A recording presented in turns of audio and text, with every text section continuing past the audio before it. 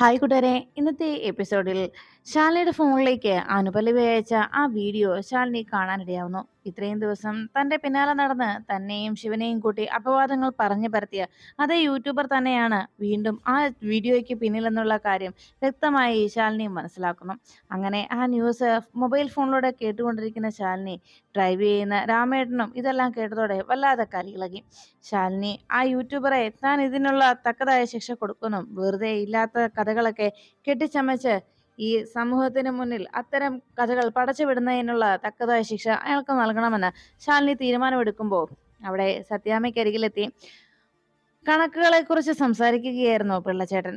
അന്നത്തെ പണപ്പിരിവിനെ കുറിച്ച് അന്വേഷിച്ച സത്യാമ്മയോട് പിള്ളച്ചേട്ടൻ പറഞ്ഞു, ഇപ്പോ ഒരു രീതിയിലും ഒരിടത്തു നിന്നും നമുക്ക് പലിശ കിട്ടാതെ പോകുന്നില്ല. കൃത്യമായി പലിശ തരാനുള്ളവർ നൽകുന്നുണ്ട്. പലിശയും മുതലും കൃത്യസമയത്ത് തന്നെ തിരിച്ചു കിട്ടുന്നുണ്ട്. മുമ്പ് വിഷ്ണുക്കുഞ്ഞുണ്ടായിരുന്നപ്പോൾ എങ്ങനെയാണോ നടന്നിരുന്നത് അതുപോലെ തന്നെയാണ് ഇപ്പോൾ കാര്യങ്ങൾ നടക്കുന്നതെന്ന് പറഞ്ഞപ്പോൾ അകത്ത് ജോലി ചെയ്തുകൊണ്ടിരുന്ന പൊന്നി പെട്ടെന്ന് തന്റെ മൊബൈലിൽ വന്ന വീഡിയോ കണ്ട് ഞെട്ടി. വേഗം തന്നെ സത്യാമ്മയെ എന്ന് വിളിച്ച് സത്യഭാമയ്ക്ക് അരികിലേക്ക് ഓടിയെത്തുന്നു. സിറ്റൗട്ടിലിരുന്ന സത്യാമ്മ എന്തോ പ്രശ്നമുണ്ടല്ലോ എന്ന് മനസ്സിലാക്കി പൊന്നി വരുന്നത് കണ്ട് നോക്കിയതോടെ എന്താ പൊന്നി എന്ന് അന്വേഷിച്ചപ്പോൾ ഉടനെ പൊന്നി പറഞ്ഞു, സത്യാമ്മ ഇതേ മൊബൈലിൽ ഒരു വാർത്ത വന്നോ എന്ന് പറഞ്ഞപ്പോൾ വാർത്തയോ, എന്ത് വാർത്ത, ആരുടെ വാർത്ത എന്ന് ചോദിച്ചപ്പോൾ അതെ, ശാലിനി കുഞ്ഞിനെയും ശിവനെയും കുറിച്ചാണെന്ന് പറഞ്ഞു. അവരെ കുറിച്ചോ, എന്ത് വാർത്ത, എങ്ങനെ കാണിച്ചു പൊന്നി എന്ന് പറഞ്ഞ് വേഗം ഫോൺ എടുത്ത് നോക്കിയപ്പോഴേക്കും അവർ രണ്ടുപേരുടെയും വിവാഹം കഴിഞ്ഞതുപോലെ രജിസ്റ്റർ ഓഫീസിൽ നിന്ന് കയ്യിൽ പൂമാലയുമായി പുറത്തേക്ക് ഇറങ്ങി വരുന്ന ആ കാഴ്ച കണ്ടതോടെ സത്യാമ്മ ആകെ ടെൻഷനിലായി. വേഗം ചാടി എഴുന്നേറ്റ് സത്യാമ്മ ദേഷ്യത്തോടെ പറഞ്ഞു, ഓ അത് ശരി, അവൻ ഈ വീട്ടിൽ കയറി വന്ന് എന്നെ ചതിക്കുകയായിരുന്നു ഇത്രയും നാൾ അല്ലെ? ഞാൻ എൻ്റെ മോനെ പോലെയല്ലേ അവനെ സ്നേഹിച്ചിട്ട്, എന്നിട്ട് അവൻ ഈ കുടുംബത്തെ തകർത്തെറിയുന്ന രീതിയിലുള്ള പ്രവർത്തികളാണല്ലോ അവൻ ചെയ്തു വെച്ചിരിക്കുന്നത്. ഒരിക്കലും എനിക്ക് സഹിക്കാൻ കഴിയില്ല എന്ന് പറഞ്ഞ് സത്യാമ്മ ബഹളം വെച്ചതും എന്തുവരെ സത്യാമ്മയെന്ന് രമണൻ പിള്ള അന്വേഷിച്ചു. ഉടനെ പിള്ളയുടെ കയ്യിലേക്ക് ആ ഫോൺ കൊടുത്തിട്ട് പറഞ്ഞു, നോക്കു പിള്ളേ, എന്താ ഇതെന്ന് എന്ന് പറഞ്ഞ് ഫോട്ടോ ആ ചിത്രം കാണിച്ചതും വീഡിയോ നോക്കിയ പിള്ളച്ചേട്ടൻ പറഞ്ഞു, അയ്യോ സത്യാമ്മ, ഇതൊന്നും സത്യമാകണമെന്നില്ല. ഇപ്പോൾ സോഷ്യൽ മീഡിയയിൽ ഇതുപോലെ പല കഥകളും കെട്ടുകഥകൾ ഉണ്ടാക്കി വിടുന്നുണ്ട്, പലരെയും തെറ്റിദ്ധരിപ്പിക്കാനായിട്ട്. അങ്ങനെ ഏതെങ്കിലും ആയിരിക്കും ഇത്, അല്ലാതെ ഇത് നമ്മൾ കരുതുന്ന പോലെ ഒന്നും ആയിരിക്കില്ല സത്യാമ്മയെന്ന് രമണൻപിള്ള ഒരു വിധത്തിൽ സത്യാമ്മയെ പറഞ്ഞ് മനസ്സിലാക്കാൻ ശ്രമിക്കുമ്പോൾ ഇതെല്ലാം കേട്ടുന്ന സത്യാമ്മ അത് ഉൾക്കൊള്ളാൻ തയ്യാറാകാതെ ദേഷ്യത്തോടെ പിള്ളയുടെ നേരെ തിരിഞ്ഞു. പിള്ളേ, താൻ ഇതൊന്നും പറഞ്ഞ് രക്ഷപ്പെടാമെന്ന് കരുതണ്ട. ഇതൊക്കെ എനിക്ക് മനസ്സിലാവുന്നുണ്ട്. എങ്കിലും എന്നോട് ഈ ചതി ചെയ്യാൻ എങ്ങനെ അവർക്ക് രണ്ടുപേർക്കും സാധിച്ചു? ഇത്രയും നാളും ഈ കുടുംബത്തിന്റെ നന്മ മാത്രം ചിന്തിച്ച് ഇവിടെ നിന്നിരുന്ന ആ ശിവന് ഇപ്പോ ഈ കുടുംബത്തോട് ഇങ്ങനെ ഒരു ക്രൂരത കാട്ടാൻ എങ്ങനെയാ കഴിഞ്ഞത്?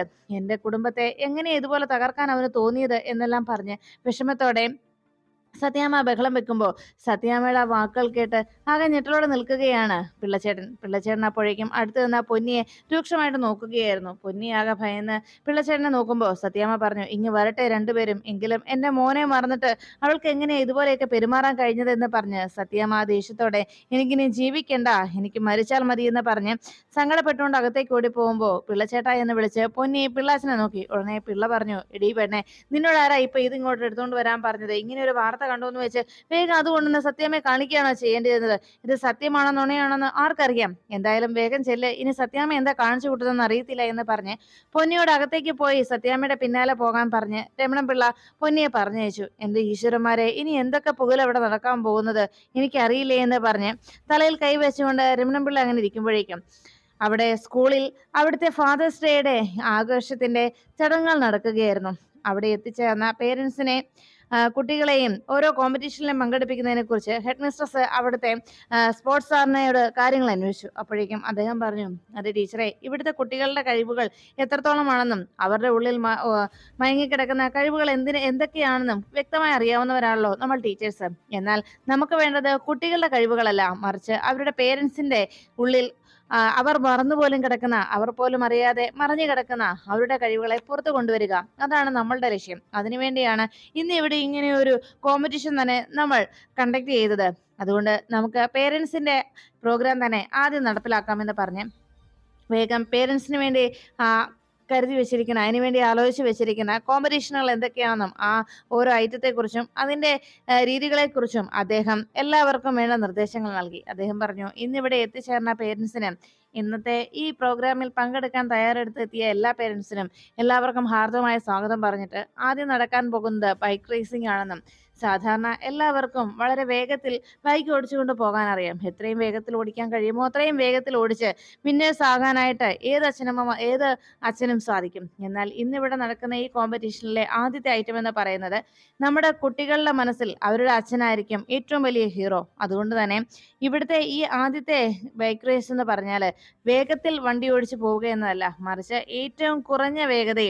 ഏറ്റവും വളരെ കുറഞ്ഞ വേഗതയിൽ എങ്ങനെ ബൈക്ക് ഡ്രൈവ് ചെയ്യാൻ കഴിയും, ഏറ്റവും കുറഞ്ഞ വേഗതയിൽ, അതായത് വണ്ടി ഓഫാകാതെ വണ്ടിക്ക് യാതൊരു യാതൊരു പ്രശ്നങ്ങളും നേരിടാതെ വണ്ടി ഏറ്റവും സ്ലോ ആയി വണ്ടി ഓടിച്ച് ഒച്ചിടിയുന്നത് പോലെ വണ്ടി കൊണ്ടുപോയി കാല് നിലത്ത് കുത്താതെ കൃത്യമായിട്ടുള്ള ഫിനിഷിംഗ് പോയിന്റിൽ എത്തിച്ചേരണം. വണ്ടി നിൽക്കുകയോ കാല് നിലത്ത് കുത്തുകയോ ചെയ്തു കഴിഞ്ഞാൽ ആ നിമിഷം അയാൾ പുറത്താകുമെന്നും അറിയിച്ചു. അങ്ങനെ അവിടുത്തെ ആ കോമ്പറ്റീഷന്റെ രീതികൾ എന്തൊക്കെയാണെന്നും അതിന്റെ കണ്ടീഷൻസ് എന്തൊക്കെയാണെന്നും പറഞ്ഞു കൊടുത്തതിന് ശേഷം അദ്ദേഹം വേഗം ചെന്ന് വിസിലടിച്ചു. ഈ സമയത്ത് അവിടെ പത്മിനിയുടെയും സത്യഭാമയുടെയും കൂട്ടുകാരിയായ മാളവിക പറഞ്ഞു, അതെ, എൻ്റെ അച്ഛൻ ബൈക്ക് റേസിങ്ങളിലെ എന്നും വിജയിച്ചു വന്നിട്ടുള്ള ആളാ. ഫസ്റ്റാ എൻ്റെ അച്ഛൻ എന്നും വിന്നറാ. അതുകൊണ്ട് ഈ കോമ്പറ്റീഷനിൽ എൻ്റെ അച്ഛൻ തന്നെ വിന്നറാവുമെന്ന് പറഞ്ഞപ്പോൾ ഇത് കേട്ട് നിന്ന പത്മിനിയും സത്യഭാമയും പറഞ്ഞു, അതെ, ഞങ്ങളുടെ അങ്കിളും അങ്ങനെ തന്നെയാ കേട്ടോ എന്ന് പറഞ്ഞപ്പോൾ അവിടെ മത്സരത്തിനായിട്ട് വന്നിരിക്കുന്ന ഓരോ കുട്ടികളെ പ്രതിനിധീകരിച്ചെത്തിയ ആളുകൾ ആരൊക്കെയാണെന്ന് അവിടെ വേഗം തന്നെ ടീച്ചേഴ്സ് ആ മൈക്കിലൂടെ അനൗൺസ് ചെയ്തു. അങ്ങനെ പത്മിനിക്കും സത്യഭാമയ്ക്കും വേണ്ടി എത്തിയിരിക്കുന്നത് ശിവനാണെന്ന് കൂടി അറിയിച്ചതോടെ രണ്ടുപേർക്കും വലിയ സന്തോഷമായി. ഞങ്ങളുടെ ശിവനങ്കിള് ഈ ബൈക്ക് റേസിങ്ങിൽ തീർച്ചയായിട്ടും വിജയിക്കും എന്ന് പറഞ്ഞ് വലിയ സന്തോഷത്തോടെ അല്ലെങ്കിൽ നോക്കിക്കോ എന്ന് പറഞ്ഞ് മാളവികയെ വെല്ലുവിളിച്ച് നിൽക്കുകയാണ് സത്യഭാമയും പപ്പിയും. അങ്ങനെ രണ്ടുപേരും കൂടി, സത്യഭാമയും പപ്പിയും അവിടെ നിന്ന് വരുന്ന ശിവനും മറ്റുള്ളവരും കൂടി കോമ്പറ്റീഷൻ സ്റ്റാർട്ട് ചെയ്ത് അവര് ബൈക്കുമായി വരുന്ന കാഴ്ച രണ്ടുപേരും അവിടെ നിന്ന് പ്രോത്സാഹിപ്പിച്ച് കൈയടിച്ച് പ്രോത്സാഹിപ്പിച്ചുകൊണ്ട് കുട്ടികളും അവിടെയുള്ള രക്ഷിതാക്കളും ബാക്കി ടീച്ചേഴ്സും എല്ലാവരും കൈയടിച്ച് പ്രോത്സാഹിപ്പിച്ചുകൊണ്ടിരുന്നു.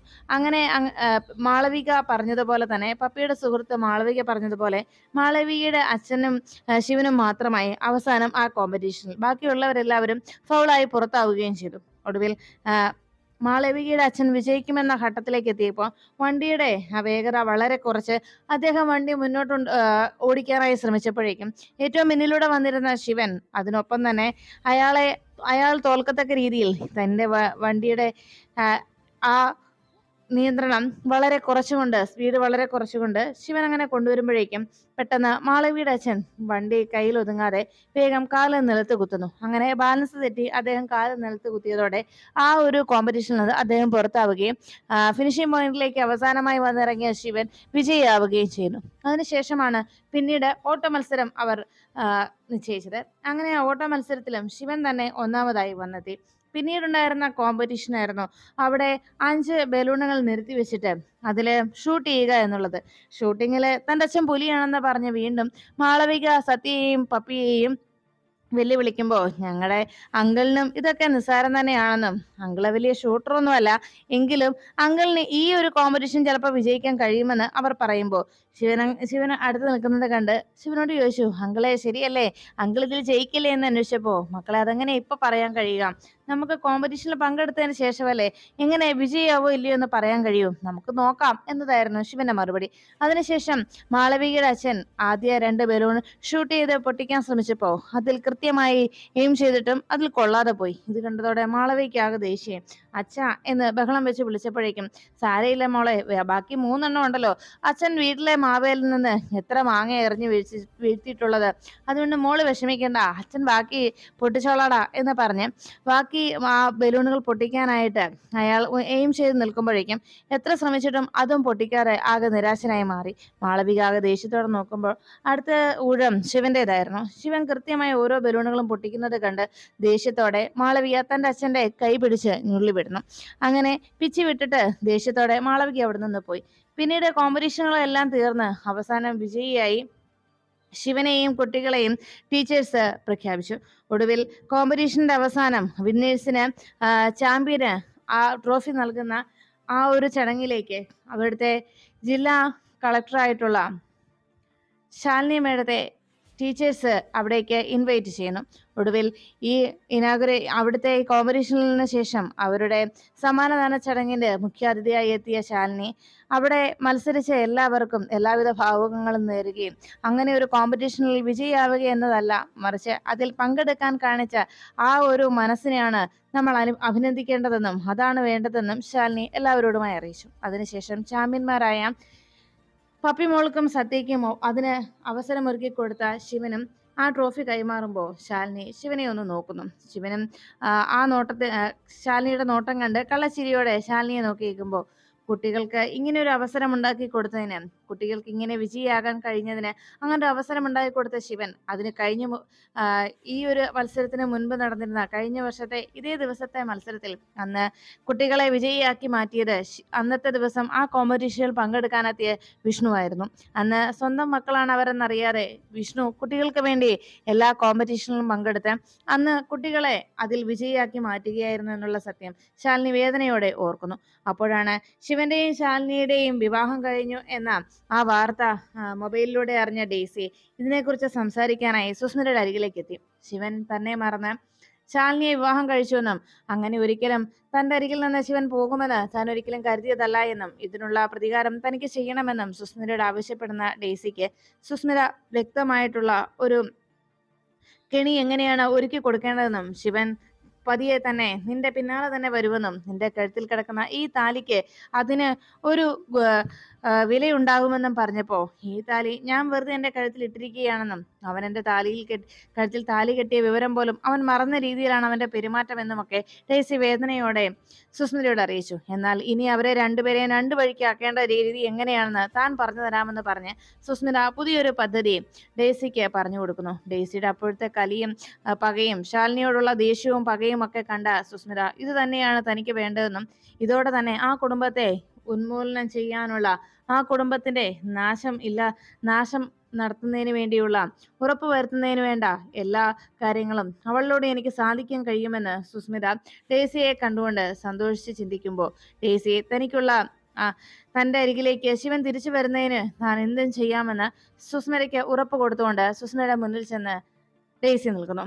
ഈ സമയത്ത് ശാലിനിയുടെ കയ്യിൽ നിന്ന് ആ ട്രോഫി ഏറ്റുവാങ്ങി തന്നെ ഇവിടുത്തെ ഈ ഒരു കോമ്പറ്റീഷനിൽ പങ്കെടുക്കാനായി തന്നെ ഇവിടേക്ക് പറഞ്ഞയച്ചത് മറ്റേതോ ഒരു ശക്തിയാണെന്നും ഇത് തന്റെ നിയോഗമാണെന്നും ശിവൻ മൈക്കിലൂടെ വിളിച്ചു പറയുമ്പോൾ ശാലിനി അതെല്ലാം കേട്ടുന്നതിന് ശേഷം മറുപടി പ്രസംഗമായി ശാലിനിയും തൻ്റെ മക്കൾക്ക് ഇങ്ങനെയൊരു അവസരം ഒരുക്കുകയും അതിനുവേണ്ടി ആ മക്കളോടൊപ്പം നിന്ന് ശിവന് ഇത് ചെയ്യാൻ സാധിച്ചതിന് അതിന് ഈ പ്രപഞ്ചത്തിൽ നിലകൊള്ളുന്ന മറ്റേതൊരു ശക്തി ഉണ്ടെന്ന് താനും വിശ്വസിക്കുന്നുണ്ടെന്നും ശാലിനി അറിയിച്ചു.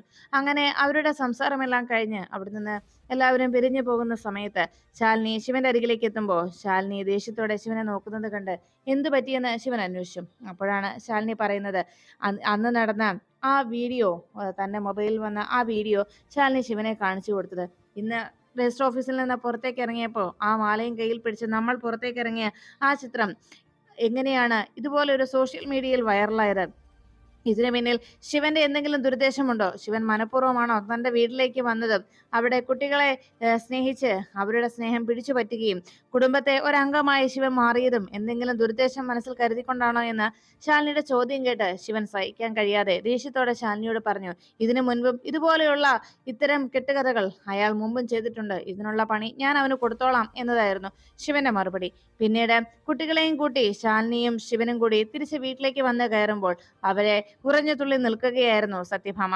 ഇരുവരും അകത്തേക്ക് കയറിയതോടെ കുട്ടികൾ സന്തോഷത്തോടെ അവരുടെ ട്രോഫിയുമായി സത്യാമ്മയ്ക്ക് അരികിലേക്ക് എത്തിയപ്പോൾ ആ ട്രോഫി കണ്ട് കുട്ടികളെ അഭിനന്ദിച്ചിട്ട് മക്കള് പോയി പൊന്നിയാൻറ്റിയോട് എന്തെങ്കിലും ഭക്ഷണം വാങ്ങിച്ച് കഴിച്ചോളാൻ പറഞ്ഞ് കുട്ടികളെ പറഞ്ഞയച്ചതിന് ശേഷം അകത്തേക്ക് കയറാൻ പോയ ശാലിനിയോട് അവിടെ നിൽക്കാനായി സത്യാമ്മ അറിയിച്ചു. ശിവനോടും വല്ലാത്ത ദേഷ്യത്തോടെയാണ് സത്യഭാമ നോക്കിയത്. എന്ത് പറ്റിയെന്നറിയാതെ ശാലിനി നോക്കുമ്പോഴേക്കും സത്യാമ്മ ശാലിനിയോട് ചോദിച്ചു, എങ്ങനെയാണ് ശാലിനി നിനക്ക് എൻ്റെ മോനെ, എൻ്റെ വിഷ്ണുവിനെ മറക്കാൻ കഴിഞ്ഞത്?